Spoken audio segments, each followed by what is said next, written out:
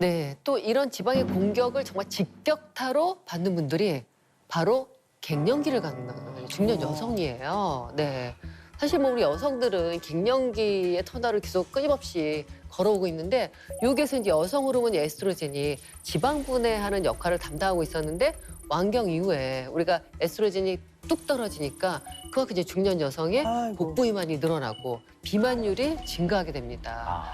또 이제 여성 호르몬이 지방 배치에도 관련하는데 에스트로겐이 주로 이제 내장 지방 형성을 막아주는 역할을 하고 있었는데 갱년기 때 이 에스트로겐이 떨어지다 보니까 그 전하고 달리 복부비만 쪽으로 중년 여성의 복부비만이 증가하게 되는 거죠. 실제로 보면은 아까 잠깐 말씀하셨잖아요. 여자분들이 옛날엔 괜찮았는데 네. 갑자기 확 되는 시점. 네. 보통 이 완경 전후에서 45세를 기점으로 해가지고 60을 지나면서 이제 70을 앞둘 때 이럴 때 비만 유병률이 지속적으로 증가하게 됩니다.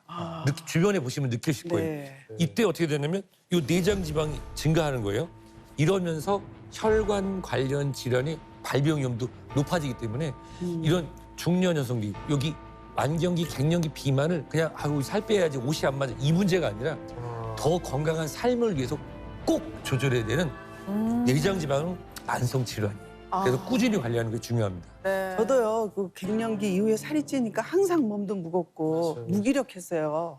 근데 요즘에 그 발효율피 꾸준히 챙기면서 몸이 약간 좀 가벼워진 느낌이 들어서 네. 요새 조금 네. 나아진 것 같더라고요. 네. 옆에서 봐도. 네. 그러니까 발효율피를 정말 잘 선택해서 챙기고 계신 것 같아요.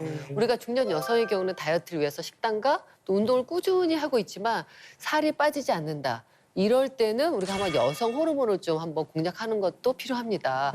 이제 두 분이 챙기는 발효율피 속에 핵심 성분이 바로 중년 뱃살 다이어트를 돕는 히든카드 엘라그산이에요. 이 엘라그산은 여성 호르몬인 에스트로겐과 분자 구조가 유사해서 식물성 에스트로겐이라고도 알려져 있습니다. 사실 엘라그산이 조금 낯설 수도 있는데 석류할 때 많이 네. 들어보셨을 거예요. 네, 네. 그래서 석류를 통해서 많이 알려진 성분인데 발효율피 추출분만 1g이면 석류 주스 200g이 드는 양과 비슷하답니다. 이 석류를 치면 1.3개? 1.1개 반 정도에 해당되는 겁니다. 아니 석류가 여성 건강에 좋다는 건 얼핏 알고는 있었는데 사실 발효율피도 만만치 않네요. 네, 그래서 이제 발효율피 속의 엘라그산은 그 부족한 여성 호르몬을 보충해줄 뿐만 아니라 또 체내 지방세포 분화를 억제하고 요 축적된 지방의 에너지로 좀 쓸 수 있도록 돕는데요.